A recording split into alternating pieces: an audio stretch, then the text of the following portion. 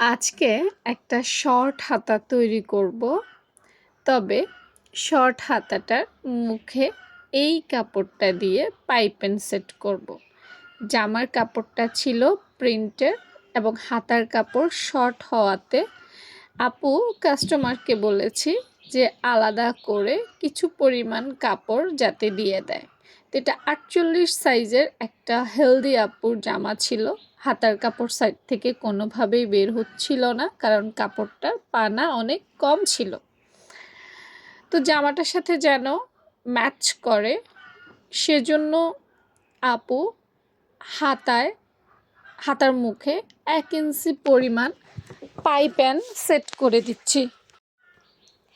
এতে করে জামাটার সৌন্দর্য বাড়বে এবং একটা ডিজাইনও সেট হয়ে যাবে। প্রথমেই আপু উল্টো দিক থেকে একটা সেলাই করে দিলাম 1/2 ইঞ্চি পরিমাণ। পাইপিং অনেকভাবে করা যায়, তা আমি একটু চওড়া পাইপিংই দিব।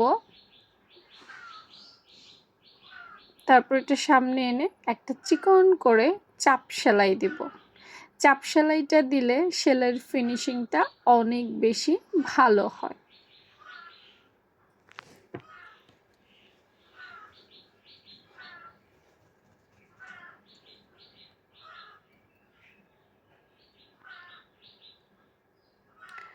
চাপ সেলাইটা দেওয়ার পর আবারও ভেতর দিয়ে কাপড় বটে এই যে দেখতে পাচ্ছ 1 ইঞ্চি পরিমাণ চওড়া করে দিয়ে দিচ্ছি।